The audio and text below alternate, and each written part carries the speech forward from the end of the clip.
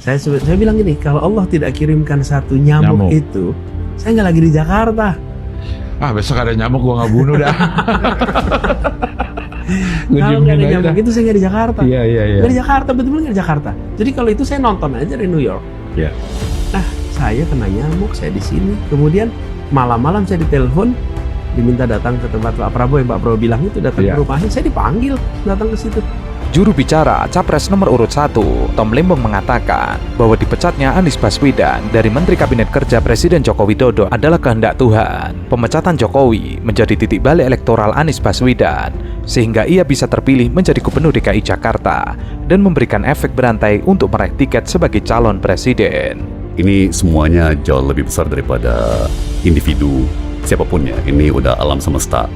Ini sudah pola yang diatur oleh Yang Maha Kuasa, ya kan? Jadi ini kan takdirnya Pak Anies, ya kan? Andai kata misalnya beliau tidak diberhentikan, ya kan?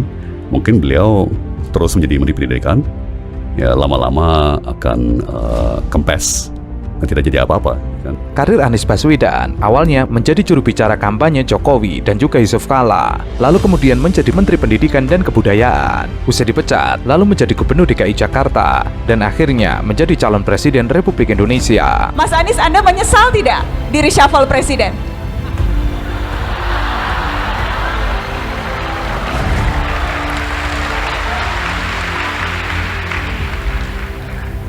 Kalau menurut adik-adik perlu menyesal tidak?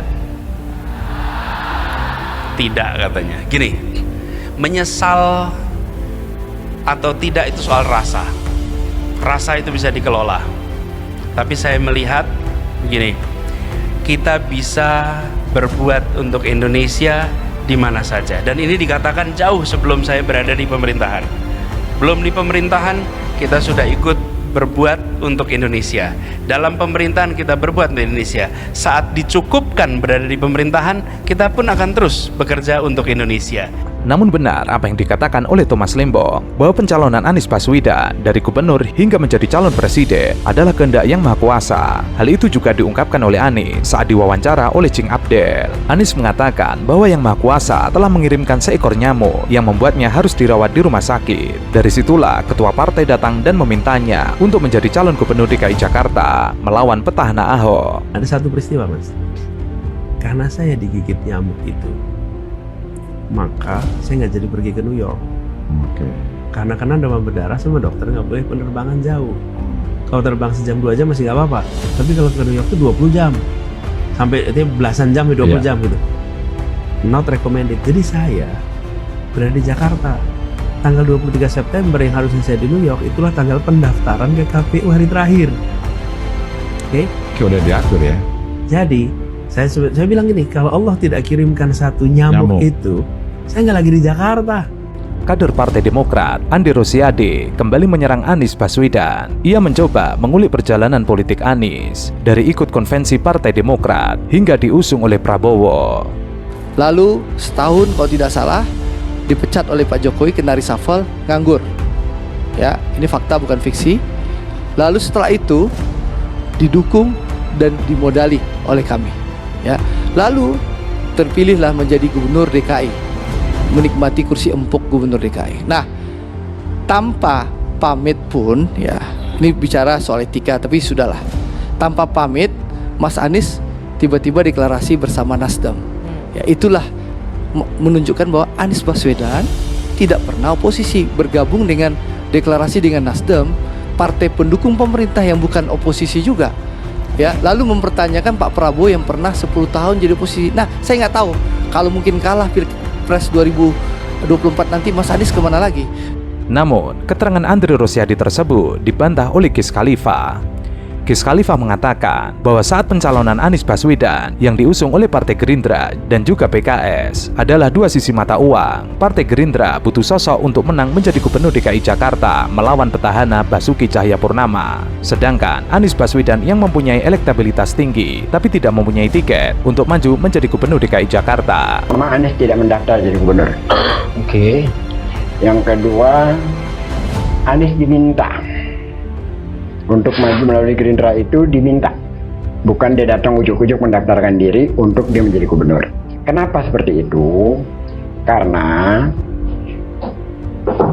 Prabowo tahu dan semua kita pada saat itu yang lagi sedang mencari figur gubernur, calon gubernur untuk mengalahkan Ahok, itu tidak mungkin kita menjadikan Sandi sebagai lawannya. Sandi belum perform banget pada saat itu ya. Belum. Gerindra berhitung. Ini berat untuk melawan Ahok, ditambah ada AHY di Demokrat itu, Sandi ini. Pak SBY juga sudah menghitung bahwa dia akan menghadapi putaran pertama itu dengan Sandi, putaran keduanya dengan Ahok. Itu ada surveinya semua gitu kan. Dan sudah dihitung juga sama mereka survei cepat. Saya tahu juga itu siapa yang dipakai untuk survei cepat itu. Dan hasil surveinya AHY di atas Sandi. Hari terakhir, menjelang 1 hari terakhir, Sandi bertemu dengan Anies. Hari Kamis saya ingat itu, bertemu dengan Anies. Lalu malamnya Anies diajak bertemu dengan Pak Prabowo. Anies datang jam berapa ke rumah Pak Prabowo? Keluar biludanya dia di Tikom di jalan Kertanegara. Jam 2 pagi. Gis mengatakan bahwa perjalanan Anies menjadi Gubernur DKI Jakarta tidak instan, terjadi lobi-lobi. Akhirnya, karena tidak ada sosok yang pantas untuk melawan Basuki Cahayapurnama kala itu, akhirnya Prabowo Subianto mengundang Anies Baswedan ke rumahnya. Hampir jam 2 pagi. Datangnya sekitar jam 1 malam diundangnya. Oh, gue pikir datang dari jam tanggal 10 cuma ditunda sampai gitu, enggak ya? Memang datangnya juga udah malam. Oke. Jadi Kamis, udah Jumat pagi sebenarnya.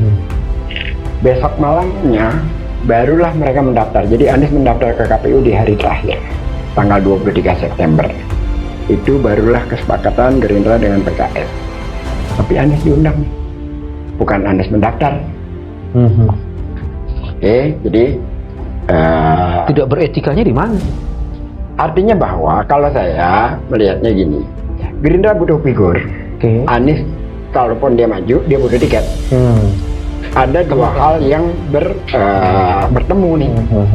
Kekosongan Anies setelah dia tidak menjadi menteri, ada Gerindra yang membutuhkan sosok untuk ditampilkan sebagai calon gubernur DKI. Gis juga mengatakan bahwa Andri Rosiade terlalu mencari muka di hadapan Prabowo Subianto. Ia seperti tutup mata tentang fakta yang terjadi. Tolong dicek ya, saya yakin ada. Itu dari ajudan Pak Prabowo mengabarkan nanti saja sepulang Pak Prabowo dari Washington. Dijanjikan. Artinya kalau itu nggak ada, saya nggak tahu Pak Prabowo di Washington atau enggak. Coba nanti dicek. Benar nggak di bulan-bulan itu Pak Prabowo ada di Washington di tahun 2022. Oke. Nah, Oki, saya kembali yang pertama. Oki datang, bertemu, dibaca, setelah itu ditaruh. Jadi Oki mengkonfirmasi udah diterima Pak Prabowo, sudah dibuka, sudah dibaca, jadi ya sudah, terima kasih. Jadi kalau begitu Andre, kita mau bilang apa nih dalam kasus seperti ini? Menutupi kesalahannya dia dengan perdebatan kemarin, lalu dia mengungkip soal etika. Yang tidak punya etika itu ya Andre.